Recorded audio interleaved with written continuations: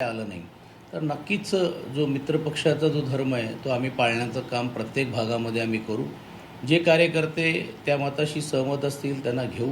मतदार हा देखील हा आमच्याबरोबर राहिलेला आहेत आणि बदलत्या परिस्थितीनुसार ही युती का महत्त्वाची होती, ही दोघे कुटुंबातले भाऊ आणि दोन्ही पक्ष एकत्र का आले, हे लोकांमध्ये आम्ही स्पष्टरीतीने पटवून सांगण्याचं काम केलेलं आहे. आणि मला असं वाटते की बा ते नाही शमले तर मग नाईलाजानी कायद्याने किंबहुना पक्षशिस्तीच्या मान ठेवून ती असेल ती योग्य ती कारवाई आपल्याला करावी लागेल. मराठी माणूस हा महापौर होईल असं बोलणाऱ्या भाजपने जवळपास मीरा भाईंदरमध्ये तब्बल 47 अमराठी लोकांना उमेदवारी दिली आहे. तर मग 12 जे आहेत ते उत्तर भारतीय, 14 राजस्थानी उमेदवार त्यांनी दिले आहेत. ह्याच्यातूनच हे स्पष्ट होतंय की मीरा भाईंदर हे काय मुंबईपासून लांब नाही आहे.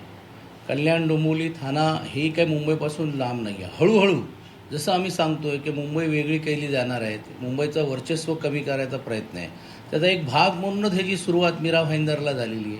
आणि दुर्दैवाने म्हणावं लागेल की त्यांच्याबरोबर असलेली पक्षातली लोक युतीसाठी आग्रही होते, युती झाली नाही म्हणून घेऊन मोठ्या प्रमाणात आरडाओरड करतायत.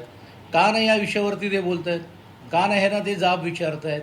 म्हणजे थोडक्यात या सर्व गोष्टीला साथ देण्याचं कामच त्यांचे असलेले मित्रपक्ष करत आहेत. आता त्यांचे मित्रपक्षामध्ये पण आपसात काय काय चाललं हे मी सांगायची गरज नाही आहे.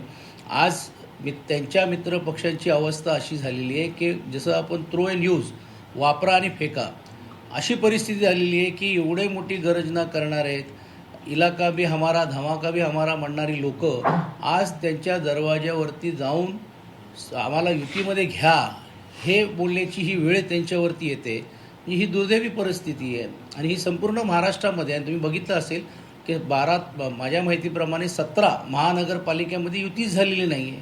यातूनच हे स्पष्ट होतं आहे की महायुतीमध्ये काही अलबेल नाही. सत्तेतले असलेले पक्ष एका प्रकारे विरोधी पक्षाची स्पेस काढण्यासाठी हे अशा प्रकारचं वातावरण करत आहेत आणि सत्तेसाठी आम्ही कसे हापलेले आहोत हे याच्यातून स्पष्ट होतं. भाऊ, एक महत्त्वाचं असं आहे की राष्ट्रवादी तुम्ही जशी 2 भावांच्या युती संदर्भातली घोषणा केली, सोबत राष्ट्रवादी काँग्रेस पक्षाला घेतलंय की नाही घेतलंय, त्यांच्यासोबत युती केली आहे की नाही केली, आणि त्यांना जागा सोडल्यात की नाही सोडल्यात, यातली कुठलीही स्पष्टता नाही. अधिकृतरित्या कुणी याच्यावर बोललेलं देखील नाही.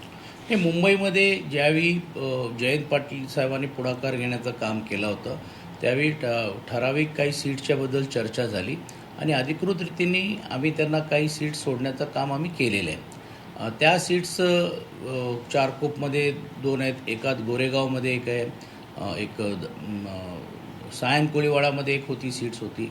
आता त्यांच्यातले ज्यांना ते सीट्स मागत होते त्यातले काही लोकांनी राष्ट्रवादीमध्ये प्रवेश केलेला आहे, काहींनी भारतीय जनता पार्टीमध्ये प्रवेश केलेला आहे. म्हणून आम्ही आमचं जो कर्तव्य होता तो पार पाडण्याचं काम केलेलं. आता तो त्यांचा अधिकार राहणार की त्या सीट्सवरती काय करायचं, कारण शेवटी त्या सीट्स खाली सोडून तर सोडता येणार नाही. आणि म्हणून त्या 1-2 सीट्सवरती पण देखील आम्ही उमेदवार देण्याचं काम आम्ही केलेलं आहे आणि त्यांच्याशी चर्चा तशी होऊनच या गोष्टी झालेल्या आहेत. तुम्ही अजित पवारांसोबत काम केलं आहे, सध्या महाराष्ट्राचे उपमुख्यमंत्री आहेत, ते सातत्यानं ते म्हणायचे की गुन्हेगारांना कुठेही स्थान माझ्या पक्षामध्ये दिलं जाणार नाही. आज जर आपण पाहिलं की ज्यांच्यावर हत्येसारखे गुन्हे आहेत, जे जेलमध्ये आहेत, अशा लोकांना त्यांना उमेदवारी दिली. म्हणजे आंदेकर कुटुंब असेल, मारणे कुटुंब असेल, तुम्ही पुण्याचे संपर्कमंत्री आहात, काय नेमकी तिथली परिस्थिती पुण्यातली, आणि अशा पद्धतीनं गुंडगिरीला सरकारी नेते, हे सत्तेतले नेतेच बळ कसे देत आहेत हे समोर येते. ते राज्याचे ते उपमुख्यमंत्री राहिल्यानंतर आणि एवढ्या मोठा दांडगा त्यांचा गेल्या अनेक वर्षाचा अनुभव आणि पकड ही त्या जिल्ह्यावरती असताना देखील आजही त्यांना उमेदवार दुसऱ्या पक्षातून आयात करून घ्यावा लागतोय, हे दुर्दैवी आहे. म्हणजे अगदीच बोलायचं झालं तर पिंपरी चिंचवडमध्ये 12 उमेदवार हे त्यांनी आमच्या पक्षातले घेतलेत. म्हणजे ह्याचा अर्थच असा आहे की जी उमेदवारांची त्यांची जी संख्या आहे आमच्या पक्षातून इतर पक्षातून ही घ्यावी लागते, हीच दुर्दैवी परिस्थिती आहे. आणि जर उमेदवार मिळत नसेल तर पाहिजे ती तडजोड करू आणि पाहिजे त्या लोकांना घेतल्यानंतर आम्हाला सत्ता आमच्या ताब्यात ठेवायचं आहे.